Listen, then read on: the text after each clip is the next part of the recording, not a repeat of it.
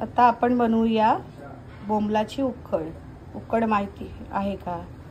त्याच्यासाठी लागणार आहे कांदा, मिरची, लसूण, आलं, कढीपत्ता, टोमॅटो, लिंब आणि बोंबील, थोडीशी हळद आणि चवीनुसार मीठ। इथे आपण घेतलं आहे तेल आणि त्याच्यामध्ये हे जे आपण सगळं हे सर्व आपण छान असं शेकायचं।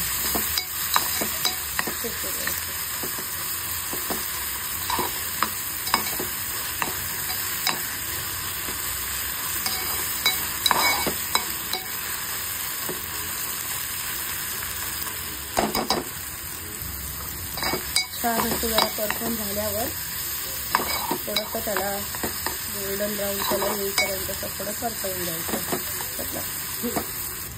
आता आपण याच्यामध्ये ॲड करूया टोमॅटो। चांगली झणझणीत आपली उकड होणार आहे बोंबलांची। कोणाकोणाला आवडते, कोण कोण बनवतो, मला प्लीज कमेंट्समध्ये सांगा ही रेसिपी।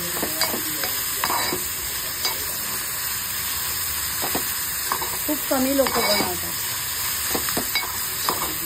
पण खूप सुंदर होते, टेस्टी।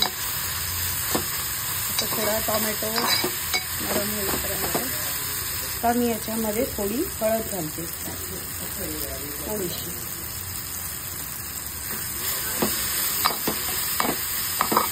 मीठ आधीच मी घातलेलं आहे चवीनुसार।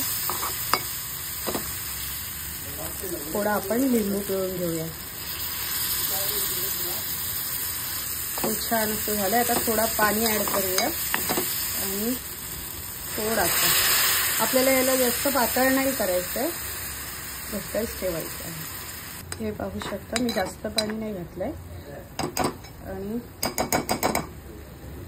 अशी उकळी यायला लागली ना की त्याच्यामध्ये आपण टाकूया बोंबील।